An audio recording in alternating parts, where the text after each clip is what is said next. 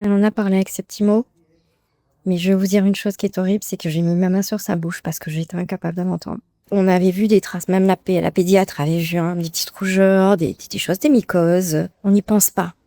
Vraiment, on n'y pense pas. En fait, elle a formalisé quand j'avais récupéré un week-end de garde. On était déjà en cours de séparation. J'avais récupéré en fait Tom ce week-end et je l'avais mis dans la douche et elle a déféqué. Donc que j'ai regardé, je lui ai dit qu'est-ce qui t'arrive? Je dis pas peut-être qu'elle a mal au ventre, non. Elle n'a pas répondu à mal au ventre, elle m'a dit papa m'a fait ça. Je vais chez le médecin et c'est le médecin qui me dit madame, elle le formalise là. On avait déjà vu des signes, mais elle le formalise, il faut aller en victimologie. En victimologie, elle est vue par un éducateur, elle est vue par un psychologue, elle est vue par un médecin, un pédiatre.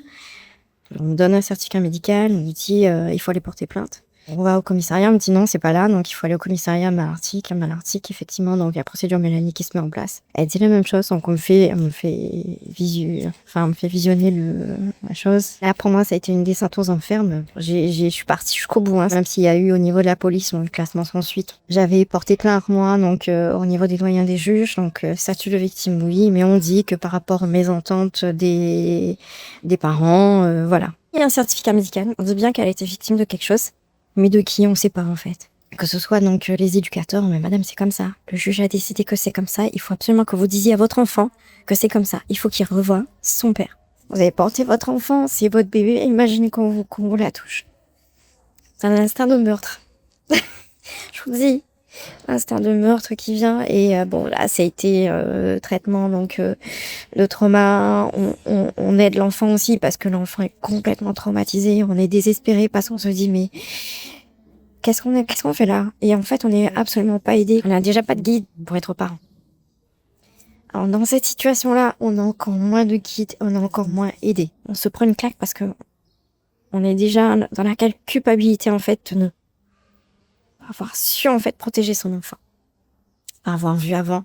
J'ai absolument plus pas reparler de tout ça à l'enfant, en fait. Vraiment pas.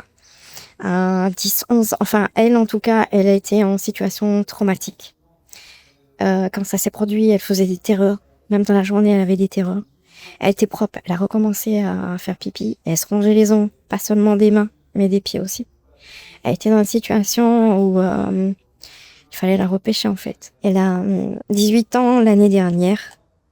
Elle m'a dit, ma maman, tu sais, je sais qu'en fait, j'allais plus à l'école pendant un moment. Je sais que, voilà, j'ai suivi, mais je sais plus pourquoi. Elle vient de fêter ses 19 ans. Elle m'avoue, maman, tu sais, il y a des moments où je vais pas bien. Je sais pas qu'est-ce que j'ai. Je comprends pas ce que j'ai. Mais elle a besoin, en fait, de le savoir. Ça m'a trouvé la force de lui dire. Et elle m'a trouvé aussi la force de lui dire, mais je t'ai reconstruite. Et j'espère que tout ça, en fait, fera que laisse derrière.